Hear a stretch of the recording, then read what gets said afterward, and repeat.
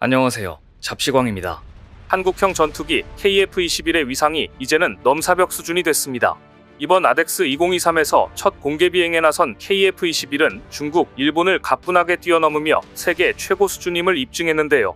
심지어 최근 중국과 일본 내에서조차 한국의 항공기술이 자신들을 추월했다며 한국을 인정하는 분위기라고 하는데, 이와 관련해 자세히 알아보겠습니다. UAE가 추진하는 4세대 전투기 사업에 최근 중국이 갑자기 끼어들면서 대한민국과 튀르키예, 중국이 대결을 벌이는 3파전 구도가 될 것으로 보입니다. 지난달 31일 방산매체 택티컬 리포트는 중국 항공공업 집단이 UAE 공군의 차세대 전투기 개발 사업에 공동개발 제안서를 제출했다며 UAE 정부가 이를 검토 중이라고 보도했는데요. 택티컬 리포트에 따르면 중국은 프랑스 라팔의 F4 전투기 80여 대를 도입하는 UAE 공군의 추가 전투기 소요에 따라 자신들의 함재 전투기 FC-31을 UAE와 공동 개발하는 내용을 제안한 것으로 알려졌습니다. 앞서 UAE는 미국의 F-35 라이트닝2 도입을 추진했으나 미국 측이 반대로 도입이 무산되자 차선책으로 프랑스 라팔의 F4 전투기를 들여와 노후화된 미라지 2000 전투기를 대체할 계획을 갖고 있습니다. 여기에 더해 UAE가 운영 중인 66여 대의 F-16을 대체하는 신형 전투기 도입도 앞두고 있는데, 특히나 UAE는 신형 전투기를 단순 직구매가 아닌 공동개발과 현지 생산을 조건으로 내걸고 있는 상태입니다. 그래서 앞서 UAE는 한국산 전투기 KF-21과 관련해 인도네시아가 연체 중인 분담금을 자신들이 대신 납부하고 공동개발을 원하고 있다는 걸 직간접적으로 전하기도 했는데요. 이렇듯 얼마 전까지만 하더라도 UAE는 신형 전투기 도입 사업에 튀르키예의 TFX 프로그램의 칸 전투기와 한국의 KF-21 개발 프로그램을 저울질하며 고민하고 있었습니다. 그런데 최근 여기에 찬물을 끼얹는 이가 등장했는데 역시나 중국이었습니다. 얼마 전 UAE에게 L-15 고등운 연기를 판매했던 중국이 자신들도 UAE 신형 전투기 개발 사업에 뛰어들겠다며 나선 겁니다. 중국이 이번에 UAE에 제안한 전투기 모델은 미국의 F-35 기술을 해킹해 만든 것으로 알려진 FC-31로, 하지만 사실 중국에서 한국을 이길 수 없다는 걸 이미 알고 있는 상황인데요. 한국의 항공기술이 중국을 추월한 상태라 정면 승부가 두렵지 않지만 무엇보다도 이를 중국 스스로 잘 알고 있기 때문입니다. 실제로 최근 중국 매체 MIN 뉴스는 아덱스 2023에서 KF-21의 첫 공개 비행을 통해 대한민국 방산의 저력과 위상을 보여줬다는 내용의 기사를 보도하기도 했는데요. 해당 매체는 앞서 FA-50의 이집트 수출 소식에 대해서도 호의적인 반응을 보이며 중국 매체라고는 믿기지 않을 정도로 칭찬일색의 모습이었습니다. 그런데 이번에도 역시 MIN 뉴스는 KF-21의 첫 공개 비행에 대해서도 긍정적인 평가를 내놓아 결국 KF-21이 중국마저도 인정할 수밖에 없는 전투기라는 해석이 나옵니다. 실제로 MIN 뉴스는 KF-21의 성공적인 개발은 한국 방산이 새로운 단계로 진입했다는 증거가 됐다며 아시아 지역의 항공우주 산업을 발전시키는 엄청난 역할을 하고 있다고 밝혔습니다. 그러면서 KF-21의 첫 공개 비행 성공은 한국 방산의 독자적인 개발 능력이 다시 한번 발전을 거듭했다는 방증이라며, 이는 한국이 초음속 전투기를 스스로 개발할 수 있는 능력을 보유한 전 세계에서 손에 꼽히는 국가가 된 것이라고 평가했습니다.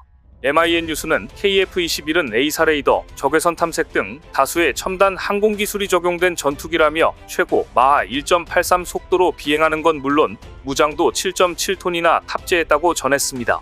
매체는 KF-21은 이번 공개 비행에서 안정적인 비행을 성공적으로 보여줬다며, 이뿐 아니라 다양한 시험 비행에서 초음속 비행과 더불어 뛰어난 조종성과 우수한 기동성을 입증했다고 평가했습니다. 이어 3박자를 두루 갖춘 KF-21이 앞으로 어떤 성능을 보여줄지 기대가 된다면서도 현재 전세계 방산업계에서는 KF-21의 화려한 등장에 엄청나게 긴장하고 있다고 분위기를 전하기도 했습니다. 사실 그동안 중국 매체들은 한국 방산이 엄청난 성과를 거두고 있음에도 불구하고 어떻게든 꼬투리를 잡고 비판하느라 바빴기에 이번 반응은 이례적이라고 할 수 있습니다. 중국에서 이런 반응이 나오는 건 KF-21을 통해 한국이 세계 최고 수준의 방산 기술력을 입증해내면서 중국에서조차 더 이상 의심하려지가 없다고 인정한 것으로 보이는데요. 그런데 놀랍게도 최근 일본에서도 중국과 마찬가지로 비슷한 반응이 나왔다고 합니다. 일본 역시 이번 아덱스 2023에서 선보인 KF-21의 첫 공개 비행에 대해 이야기하며 일본이 항공기술에서 한국에 추월당했다고 반응을 보인 건데요. 일본 매체 슈에이샤는 최근 대한민국 최대 규모 방산 전시회인 아덱스 2023이 성공적으로 마무리됐다며 전 세계에서 온 군 관계자들이 참석한 자리에서 한국은 KF-21의 공개 비행을 했다고 보도했습니다.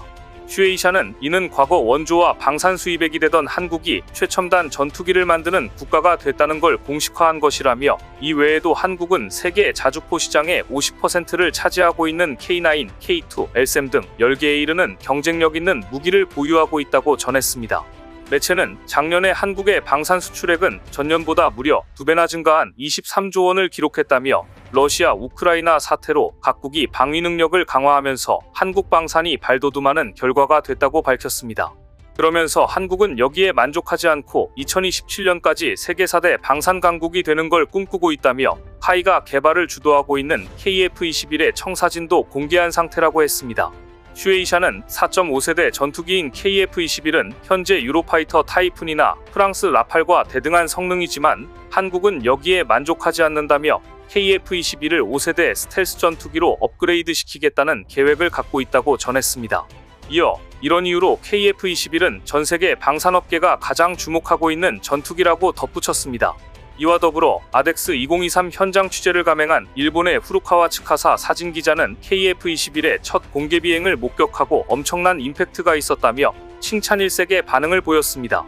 그는 이번 아덱스 2023에서 KF-21은 스텔스 능력과 별개로 무인 전투기와 연계된 유무인 복합체계 능력을 적용시킬 계획이 있다는 게 알려졌다며, 한국의 독자적인 방법으로 미래 전장에 대응하기 위한 대비책이 마련되고 있는 것으로 보인다고 평가했습니다.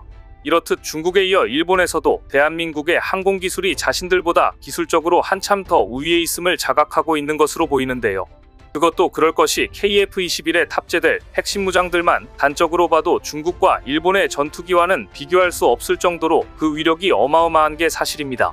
대표적으로 KA-LCM, 장거리 공대지 유도탄은 국내 최초로 KF-21에 장착될 핵심 무장인데, 이는 수백 킬로미터 떨어진 핵심 표적을 정밀 공격할 수 있습니다. 여기에 더해 최근 카이가 항공기 개발 항공전자 분야에서 CMMI 2.2 버전의 최고 등급인 레벨 5 인증 승인을 획득하면서 기술력이 세계 최고 수준임을 재입증했는데요. CMMI는 소프트웨어와 시스템 공학 분야의 개발 역량을 평가하는 대표적인 국제 기준으로, 미국 국방성이 우수한 소프트웨어와 시스템 개발 업체를 객관적인 기준으로 선정하기 위해 개발한 겁니다. CMMI는 시스템과 소프트웨어 품질, 인프라 구축, 운용 및 프로세스 성숙도, 수행 능력 등 개발 과정 전체를 종합적으로 평가하는데, 이 가운데 레벨 5는 개발 프로세스 품질과 성숙도 측면에서 최고 수준의 인증입니다. 현재 전 세계 106개국에서 CMMI를 적용 중인데, 이 중 레벨 5를 획득한 업체나 기관은 카이를 포함해 록히드 마틴, BAE 시스템 등 9% 미만에 불과합니다. 그런데 앞서 카이는 지난 2014년, 2017년 CMMI 1.3 버전의 레벨 5 인증을 획득했고, 재작년에는 국내 최초로 CMMI 2.0 버전 레벨 5 인증을 달성했는데요. 여기에 더해 올해 또 한 번 2.2 버전 최고 등급인 레벨 5를 연이어 획득하면서 최강자의 면모를 드러냈습니다. 특히나 이번 CMMI 심사가 KF-21이 포함된 고정익 개발 분야를 대상으로 진행된 만큼 KF-21 개발을 안정적으로 수행하고 있다는 걸 공인받은 것과 다름없다는 해석입니다. 이에 따라 앞으로 세계 방산업계에서 KF-21의 신뢰도 향상은 물론 수주 확대에도 긍정적으로 작용할 것으로 기대되는 상황입니다. 무엇보다 한국 방산은 생산 능력까지 대단한데, 로켓 배송이라고 불릴 정도로 눈 깜짝할 사이에 생산부터 인도까지 초스피드로 진행하는데요. 이는 천조국이라고 불리는 미국조차 한국을 흉내낼 수 없을 정도로 전 세계에서 한국만이 가능하다고 자부할 수 있습니다. 실제로 지난 8월 인도네시아가 보잉의 F-15EX 전투기 24대를 구입한다는 의사를 밝혔지만, 최근 잇따라 보잉사의 F-15EX 납기가 지연되면서 결국 인니는 제때에 전투기를 인도받지 못할 것으로 보입니다. 한국의 로켓 배송을 보고 이를 따라하려던 보잉이 비상에 걸린 건데, 인니는 물론이고 현재 미 공군에게 전달할 전투기 물량조차 확보하지 못한 상태입니다. 지난 6월 미 공군이 공개한 보고서에 따르면 F-15EX 도입 결정을 내리고 현재까지 단 2대의 전투기만 보잉으로부터 전달받은 것으로 알려졌습니다. 더구나 보잉은 약속했던 전투기 인도 시점을 6개월이나 연기하고 최근에 또다시 이를 1년 더 미룬다고 일방적으로 미 공군 측에 통보한 것으로 전해졌습니다. F-15EX 전투기 도입 사업을 진행한 지 3년이 지난 시점이라 미 공군의 심기를 건드리고 있는데요. 한국이라면 이런 생산 일정은 말도 안 되는 상황으로 우리에게 맡겼으면 이미 모든 생산 물량을 소화하고 인도를 마쳤을 것으로 보입니다. 그런데 사실 얼마 전 국내 방산업계에서 뜨거운 감자로 떠올랐던 KF-21의 초도 생산 물량을 감축해야 한다는 주장의 경우 너무 보수적인 접근이라는 의견이 빗발치는데요. 얼마 전 서울 아덱스 2023에서 화려하게 상공을 누비면서 경탄과 찬사를 한몸에 받은 KF-21이 큰 위기에 빠졌습니다. 국책연구기관이 나서 국산 전투기를 추락시키려 하는 어처구니 없는 상황이 벌어진 것입니다. 논란의 시작은 한국국방연구원이 KF-21의 초도 물량을 40대에서 20대로 줄여야 한다는 입장을 밝히면서 시작됐습니다. 이 같은 내용이 알려지자 공군은 계획했던 초도 물량을 반으로 줄이면 우리 공군의 전력 차질은 물론 관련 협력사까지 어려움에 처할 것이란 비난이 쇄도하고 있습니다. KF-21 성공 가능성 불확실은 어떤 근거로 제기된 것인지, 이 주장은 과연 타당성이 있는 것인지 오늘은 이 소식 자세히 전해드리겠습니다. 얼마 전 공군과 방위사업청 관계자 등이 참석한 비공개 최종 토론회가 열렸습니다. 이 자리에서 국방연구원은 KF-21의 성공 가능성이 불확실하다는 이유로 초도 물량을 절반으로 줄이자는 의견을 냈습니다. 그러자 과연 국방연구원의 사업 타당성 결과가 논리적으로 맞는 것인지 각계에서 찬반 논란이 거세게 일었습니다. 가장 우려를 표한 곳은 한국항공우주산업 카이입니다. 카이는 만일 초도 양산 물량이 반토막 나면 한 대당 가격이 880억 원대에서 1000억 원대로 뛰어 군 전력화가 지연되고 가격 경쟁력이 떨어져 수출에 악영향을 미칠 수 있다고 지적했습니다. 4.5세대를 표방하는 KF-21의 가격이 역시 1000억 원대로 알려진 미국의 5세대 스텔스 전투기 F-35A 수준으로 올라간다면 해외 시장 경쟁력 상실은 불보듯 뻔한 일입니다. 또한 방위산업 전반의 생태계가 위태로워질 우려가 있습니다. 하나에어로스페이스는 KF-21에 들어갈 제너럴 일렉트릭의 F-414 엔진을 국내에서 면허 생산합니다.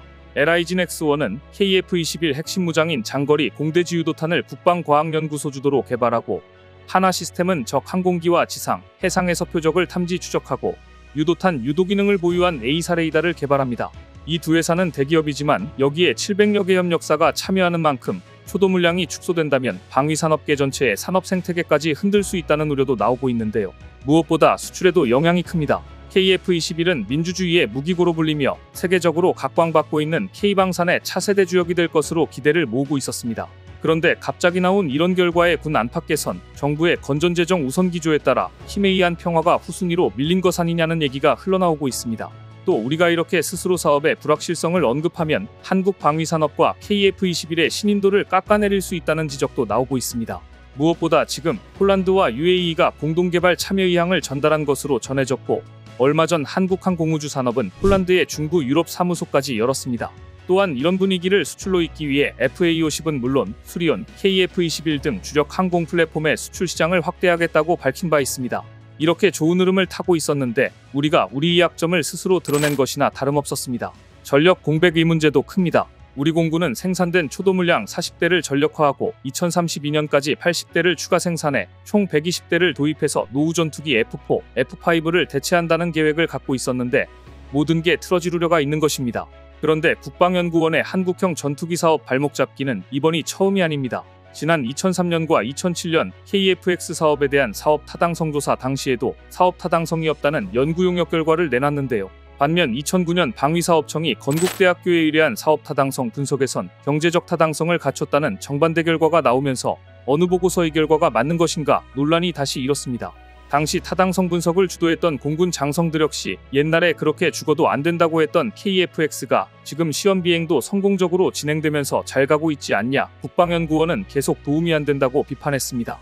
또 다른 관계자는 국가 예산 문제로 순차적으로 갔으면 좋겠다는 의견이라면 그나마 받아들이겠는데 개발 가능성에 대한 불확실성을 얘기하는 건 잘못된 것이다. 이것은 찬물을 끼얹는 정도가 아니라 국가를 양분시키는 것이다. 이제 와서 이런 결론을 내면 4.5세대와 5세대를 넘나드는 전투기를 사다가 해외에서 구매할 것인가 라고 신랄하게 비판하기도 했습니다. 그런데 이번에 초도 물량 반토막을 주장한 연구원들은 사업 초기부터 KF-21에 반대해온 사람들이었습니다. 반대파들은 사업 초기엔 약한 긍정이었지만 2007년 이후 완강한 반대로 돌아섰는데요. 그들의 근거는 자체 개발 능력도 부족하고 경제성도 낮으며 수출 가능성도 희박하다. 미국 등 선진국의 도움이 없는 국내 자체 개발로는 개발 리스크가 너무 크다는 것이었습니다. 반대파들은 줄곧 이렇게 주장해왔습니다. 신규 개발이 아니라 기존 전투기를 개조하는 방식으로 개발해야 한다. 예를 들어 국산 개발한 T-50이나 미국제 F-16, F-18을 개조하는 것이다. 외국 회사의 공동 개발 참여를 유도하는 것도 방법이다. 해외에서 직접 구매하는 것과 비교하면 국내 개발은 비용이 2배 이상 더 든다.